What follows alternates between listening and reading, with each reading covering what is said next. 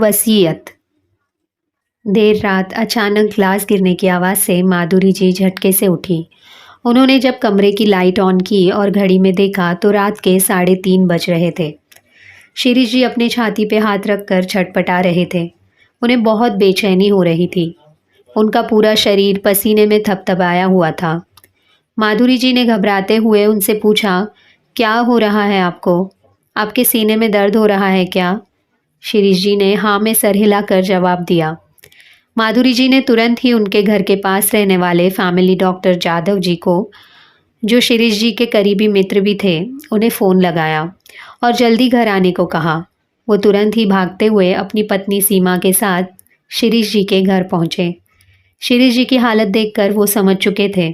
उन्होंने फ़ौरन एम्बुलेंस बुलवाई। उन्होंने सीनियर हार्ट स्पेशलिस्ट से फ़ोन पर बात की और एम्बुलेंस में वो उन्हें उसी हॉस्पिटल ले गए जहां वो खुद विजिटिंग डॉक्टर थे। उन्हें शिरीष जी की सेहत की गंभीरता पता थी, इसलिए उनके हॉस्पिटल पहुंचने से पहले सब कुछ तैयार था। शिरीष जी को तुरंत ही आईसीयू में एडमिट करके उनकी ट्रीटमेंट शुरू कर दी गई। कुछ देर बाद heart specialist doctor doctor Jadhav के साथ बाहर आए। उन्होंने माधुरी जी से कहा, मैडम, आपको बहुत ही धैर्य रखना होगा। ये बहुत ही बड़ा अटैक था। डॉक्टर जाधव आपके साथ थे, इसलिए आप हॉस्पिटल में आ गए, वरना इस तरह के अटैक में तो पेशेंट रास्ते में ही। माधुरी जी आंसुओं से भरी आंखों से डॉक्टर जाधव की तरफ देखकर हाथ जोड़कर रोने लगी। उनके मुंह से कोई शब्द नहीं निकला। आंखों के आगे अंधेरा सा छा गया। वो नीचे गिरने ही वाली थी कि सीमा जी ने उन्हें पकड़ लिया। डॉक्टर जाधव उनके लिए पानी ले आए। थोड़ा पानी पीने के बाद माधुरी जी को कुछ अच्छा महसूस हुआ। सीनियर डॉक्टर ने फिर से कहा, अभी तो आपको ज़्यादा हिम्मत रखनी होगी, क्योंकि अगले 72 घंटे बहुत क्रिटिकल है। अगर ये समय टल गया तो कुछ आशा की जा सकती है, अन्यथा कुछ भी हो सकता है। आप अपने बच्चों को बुला लीजिए। माधुरी जी कुछ भी कहने और करने की स्थिति में नहीं थी। उन्होंने चुपचाप अपने पर्स से एक छोटी डायरी डॉक्टर जाधव के हाथ में दी। उसमें कुछ ज़रूरी नंबर्स लिखे हुए थे। डॉक्टर जाधव फ़ोन करने के लिए वहाँ से चले गए। सीमा जी माधुरी जी की पीठ पे हाथ फेरते हुए उन्हें दिलासा दे रही थी। डॉक्टर जाधव ने सबसे पहले यूएसए में रहने वाले बड़े बेटे अनिल को कॉल किया और यहाँ जो हुआ वो सब बताया। वो सुनकर बहुत दुखी हुआ और कहने लगा, काका, यहाँ बहुत दिक्कत है।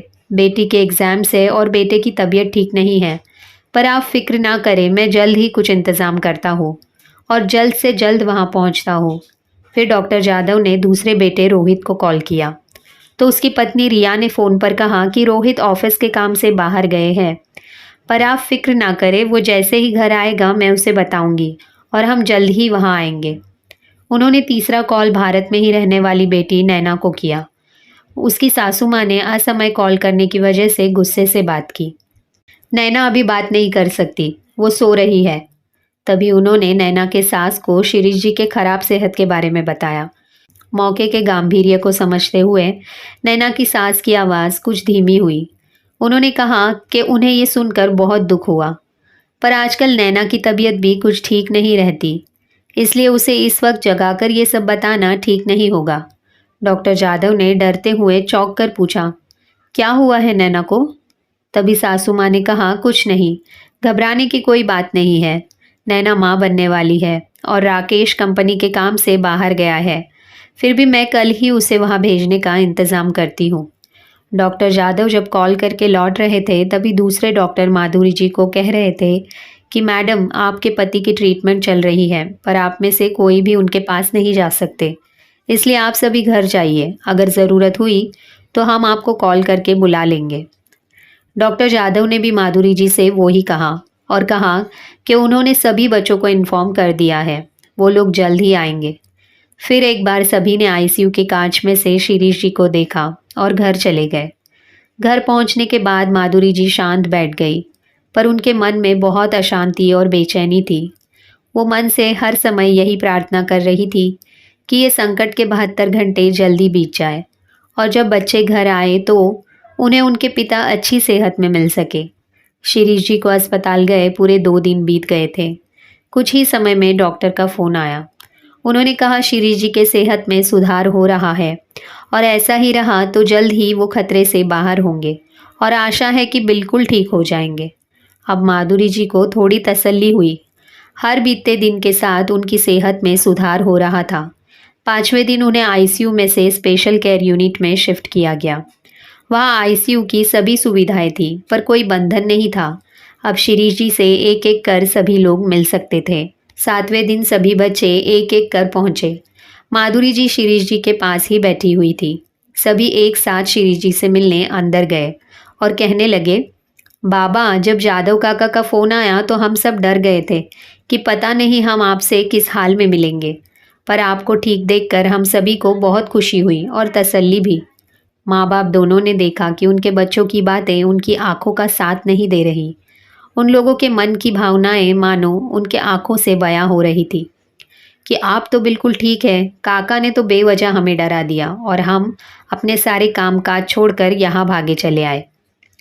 शिरीष जी ने धीमे से मुस्कुराकर उन लोगों को देखा। तभी नर्स वहां आई और कहने लगी, आप सभी बाहर जाइए प्लीज और उनसे एक एक करके मिलिए, लेकिन याद रखिए कि उनसे ज्यादा बात नहीं करनी है। मुझे उन्हें अभी इंजेक्शन देना है, फिर आप आ सकते हैं। माधुरी जी अंदर ही रुक गई और पास के बेंच पर बैठ गई। सभी बच्चे बाहर जाकर चर्चा करने लगे। छोटे बेटे रोहित की पत्नी रिया बोली, यहाँ तो सब ठीक है, खामखा हमें फोन करके डरा दिया, हम तो कुछ और ही सोच रहे थे। बड़ा बेटा अनिल बोला, अरे मेरे घर में तो बहुत प्रॉब्लम्स है, मैंने जादव काका से कहा भी, पर वो बोले कि तुम्हें किसी भी तरह आना ही होगा। रोहित ने कहा, मुझे तो पूरे रास्ते भर इतनी चिंता हो रही थी, बाबा के बाद माँ का क्या होगा, वो कहाँ रहेंगी, कैसे रहेंगी। हमारा तो सिर्फ 2 कमरों का फ्लैट है और वहाँ रोज पार्टियां होती है। माँ का ऐसे माहौल में रहना मुश्किल है। अनिल दादा तुम ही माँ को। अनिल ने बीच में ही रोहित को रोककर कहा, नहीं नहीं, मुझसे ही अपेक्षा मत करो। आखिरी बार जब माँ बाबा मेरे यहाँ आए थे तो माँ बहुत बेचैन हो गई थी, उसका वहाँ मन ही नहीं लग रहा था। 6 महीने का वीज़ा था पर 1 महीने में ही वो लोग वापस आ गए थे। सब लोग नैना की तरफ देखने लगे तो उसने कहा, तुम सब मेरी तरफ ऐसे क्या देख रहे हो, मैं खुद अपने सास ससुर के साथ रह रही हूँ, मैं कैसे दिन गुजार रही हूँ मैं ही जानती हूँ। मैं तो वेट कर रही हूँ कि कब मेरे पति को बाहर गांव में नौकरी मिले और मुझे इन सब से छुटकारा मिले। ऐसे में माँ बाबा की सेवा मुझसे नहीं होगी। लेकिन अब माँ अकेली नहीं है, बाबा भी है, रोहित की पत्नी रिया ने कहा। हम भी यही सोच रहे हैं। माधुरी जी को आते देख सब चुप हो गए। अनिल ने धीमी आवाज में कहा, इस सब के बारे में हम बाद में सोचेंगे, उससे पहले मैं बाबा से बात कर लेता हूँ और उनसे इस बारे में जल्द ही कोई निर्णय लेने को कहूँगा। माधुरी जी को अपने सभी बच्चों को एक साथ देखकर पुरानी बातें याद आ गई और अनिल के कंधे पर सर रखकर वो रोने लगी। अनिल ने माँ से कहा, अब रोना बंद करो माँ, बाबा की सेहत बिल्कुल ठीक है। उन्हें देखकर हम सबको बहुत खुशी हुई है। सभी एक एक करके अंदर गए और शिरीष जी से मिलकर बाहर आए। अनिल ने कहा, माँ तुम बहुत थक गई हो, तुम घर जाओ, आज मैं बाबा के पास रात में रुकता हूँ। माधुरी जी ने सहमति देते हुए अनिल से कहा कि ठीक है, तुम खाना खाकर आओ, फिर मैं घर जाती हूँ। अनिल ने कहा, नहीं माँ, मैं अभी घर से ही आया हूँ और आते समय खाना खाकर आया हूँ, अब रात में मैं कुछ नहीं खाऊंगा, तुम चाहो तो अभी घर जा सकती हो। सबके जाने के बाद अनिल रूम में चला गया। शिरीष जी भी थक कर सो गए थे। वो वही कुर्सी में बैठ गया और आंखें बंद करके कुछ सोचने लगा। घर पहुंचने पर माधुरी जी फिर से अपने बच्चों से बहुत प्यार से मिली और सबसे उनके बारे में पूछने लगी। थोड़ी देर बाद उन्होंने कहा, माँ तुम बहुत थक गई हो, तुम खाना खाकर आराम करो। माधुरी जी खाना खाकर अपने कमरे में सोने चली गई। आज उन्हें बहुत अच्छा लग रहा था। बच्चों के आने से उनमें हिम्मत आ गई थी। अब उन्हें किसी बात का डर नहीं था। बेड पर लेटते ही उनकी नींद लग गई। कुछ समय बाद प्यास से उनकी नींद टूट गई। वो पानी पीने किचन में जाते समय रोहित के कमरे की लाइट ऑन थी। वो कमरे के पास गई तो उन्हें अंदर से कुछ आवाज़ें आ रही थी। वो वहीं रुकी। नैना ने कहा, रोहित दादा तुमने क्या सोचा है? रोहित की पत्नी रिया ने कहा, हम तो माँ के बारे में सोच रहे थे कि वो अकेले कैसे रहेंगी, पर अब तो दोनों को संभालना पड़ेगा। माधुरी जी ये सुनकर सुन्न हो गई। रोहित ने कहा, अनिल दादा जो बोल रहे थे वो ही सही है। बाबा ने अब मृत्यु पत्र लिख देना चाहिए। ये घर बेचकर हमारा हिस्सा बांट देना चाहिए। हम सब मिलकर उनकी वृद्धाश्रम में रहने की व्यवस्था कर देंगे। वहाँ उन्हें उनके उम्र के लोगों का साथ मिलेगा और हमें उनकी कोई फ़िक्र नहीं रहेगी। उनका खर्च हम सब मिलकर आपस में बाँट लेंगे। आज रात अनिल दादा बाबा से बात करने वाले हैं। रिया ने कहा, सब जल्दी-जल्दी हो जाए तो अच्छा है। अब 13 दिन रुकने की ज़रूरत नहीं होगी। नैना ने कहा, दादा मेरा भी बराबर का हिस्सा है, याद रखना। मेरी सास ने मुझसे कहा है कि संपत्ति का बराबरी का हिस्सा लिए बिना मत लौटना। माधुरी जी अब वहाँ और रुकना नहीं चाहती थी। उनसे अब आगे और कुछ भी सुना नहीं जा रहा था। वो सोचने लगी कि क्या ये हमारे ही बच्चे हैं? इनके पालन पोषण और शिक्षा के लिए, उनके सभी ख्वाहिशों को पूरा करने के लिए हमने आधी रोटी खाकर पैसा बचा बचा कर खर्च किया। सोचा था बुढ़ापे में यही बच्चे हमारा सहारा बनेंगे। जब बच्चे छोटे होते हैं, माँ बाप उनका सहारा बनते हैं। वो ही बच्चे जब बड़े होकर खुद काबिल बन जाते हैं, तो माँ बाप उन्हें बोझ तो लगते ही हैं, लेकिन माँ बाप की संपत्ति कैसे जल्द से जल्द आपस में बांट ले, ताकि उनके मरने के बाद 13 दिनों का इंतजार न करना पड़े। इसलिए माँ बाप को मृत्यु पत्र यानी वसीयत लिखने की सलाह भी देने लगते हैं। माँ बाप की जिम्मेदारी बड़ी ही आसानी से वृद्धाश्रम के नाम कर देते हैं। माधुरी जी के दिल और दिमाग में जैसे युद्ध चल रहा था। उनका दिल ये मानने को तैयार ही नहीं था कि उनके बच्चे अपने माँ बाप के लिए ऐसा कुछ सोचेंगे, पर दिमाग तो सुनी हुई बातों पर विश्वास करने पर मजबूर कर रहा था। उनके आंखों से आंसू बह रहे थे। अपनी आंखें पोंछते हुए वो अपने कमरे में पहुंची। उनका गला प्यास से सूख रहा था और जबान पे मानो कांटे रखे हो किसी ने। अब ना तो उन्हें पानी पीने की इच्छा थी, ना दोबारा किचन में जाने की। अब उनके दिमाग में एक ही बात चल रही थी, जब अनिल अपने पिता से बात करेगा तब क्या होगा? जो इतने बड़े हार्ट अटैक से नहीं हुआ, कहीं अनिल की बातें सुनकर ना हो जाए। पूरी रात वो बस भगवान से शिरीष जी के सलामती की प्रार्थना करती रही। वो रात उन्हें बहुत लंबी लग रही थी। कैसे कैसे कर रात उन्होंने गुजार दी। सुबह होते ही उन्होंने स्नान कर पूजा की। आज उनका मन पूजा में नहीं था, पर मन से प्रार्थना यही थी कि अपने पति को सही सलामत देख सके। वो जल्द ही बिना नाश्ता किए अस्पताल की दिशा में जाने लगी। जब वो कमरे में गई तो सामने टेबल पर पैर रखकर अनिल सो रहा था और शिरीष जी छत की ओर देखते हुए किसी सोच में डूबे थे। माधुरी जी ने उनके नजदीक जाकर उन्हें धीरे से पूछा, क्या हुआ? आज इतनी जल्दी जाग गए आप? जाग गया, मैं तो रात भर सोया ही नहीं, शिरीष जी ने कहा। फिर आपने डॉक्टर से कहकर दवाई क्यों नहीं ली? माधुरी जी ने कहा। शिरीष जी बोले, नहीं माधुरी, उसका कोई परिणाम नहीं होता मुझ पर। माधुरी जी समझ गई कि बच्चों ने अपने स्वार्थ का जहर शिरीष जी को भी पिला दिया है। मैं चाय लाई हूँ, आप पियेंगे क्या? माधुरी जी ने कहा। तुम भी पियोगी? हम दोनों साथ पियेंगे, शिरीष जी ने कहा। माधुरी जी ने पति को सहारा देकर उठाया। दोनों चाय पी ही रहे थे, तभी अनिल की आंख खुली। उसने कहा, माँ तुम कब आई? मुझे पता ही नहीं चला, अभी आंख लगी थी मेरी। हाँ बेटा, मैं तो बस अभी आई हूँ, पर तुम इतने दूर देश से सफ़र करके अपने माँ बाप के लिए आए और आते ही पूरी रात अपने बाबा के पास अस्पताल में रुक गए। ये सब आसान थोड़ी है। अब मैं आ गई हूँ, तुम घर जाकर आराम करो। तुम चाय पियोगे क्या? अनिल ने कहा, नहीं, मैं अब घर जाकर ही नहाकर चाय नाश्ता करूँगा। माधुरी जी समझ चुकी थी कि अनिल को अपने भाई बहन को सब बताने की बहुत जल्दी हो रही है।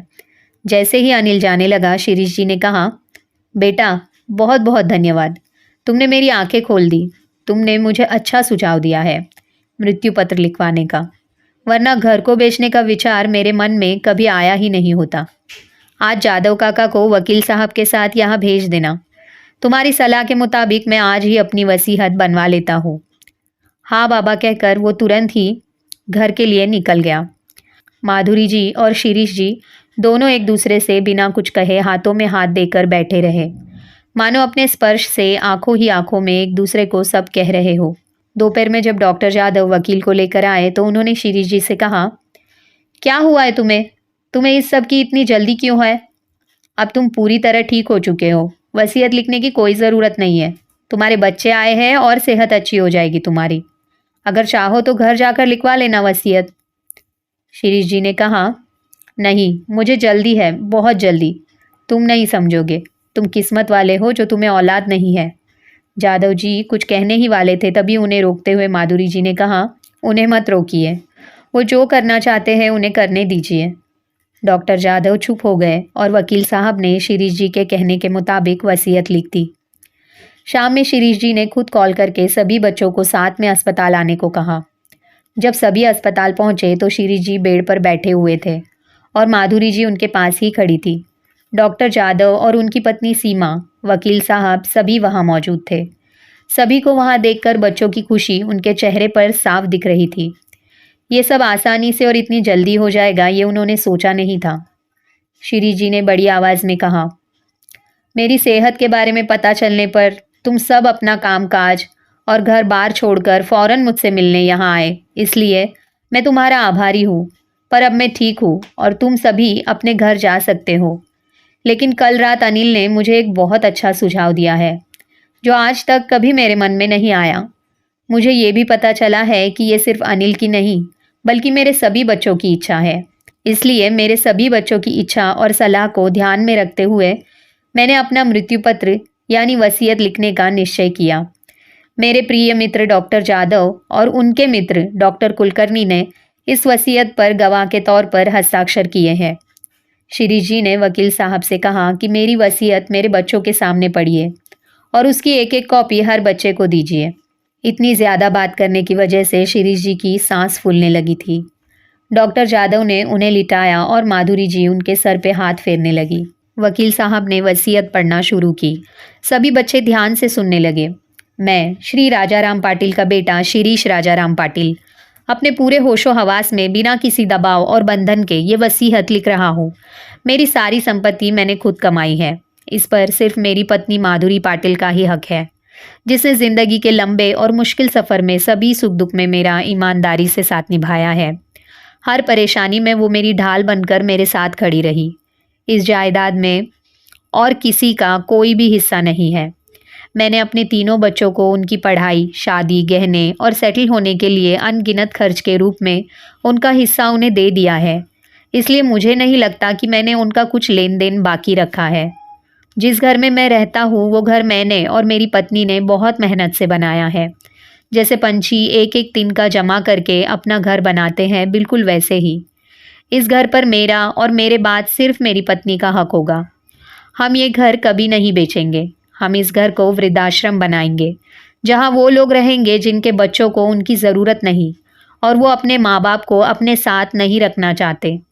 ऐसे बच्चों के पास अपने माँ बाप के लिए ना ही पैसा होता है ना ही समय। वसीयत पढ़ के हो चुकी थी। सभी बच्चों के मुंह खुले के खुले रह गए। वकील साहब ने शिरीष जी के कहे अनुरूप सभी बच्चों को उसकी कॉपी दे दी। वकील साहब, डॉक्टर जादव और उनकी पत्नी सीमा सभी एक साथ अस्पताल के कमरे से बाहर निकले। बच्चों के चेहरे का रंग उड़ा हुआ था। उन्हें क्या बोले और क्या करे कुछ समझ नहीं आ रहा था। शिरीष जी उनकी ओर पीठ फेर कर पड़े रहे और माधुरी जी उनके सर पे हाथ फेर रही थी। अनिल, रोहित, रिया और नैना कुछ कहने के लिए आगे बढ़े ही थे कि माधुरी जी ने उनसे कहा, बेटा तुम लोगों को देरी हो रही है, अब तुम लोग जा सकते हो। और हाँ, वृद्धाश्रम हम बूढ़े माँ बाप के लिए तुम ही बच्चों ने चुना है। तो जिसे तुम घर समझकर बेचना चाहते थे, उसका हिस्सा चाहते थे, वो अब वृद्धाश्रम है, तो वहाँ अब कभी मत जाना। सभी वहाँ से हारी बाजी सा चेहरा लेकर निकल गए। फ्रेंड्स, अगर आपको ये कहानी अच्छी लगी हो तो इसे ज़रूर लाइक और शेयर करें। चैनल को सब्सक्राइब करें। Thanks for watching.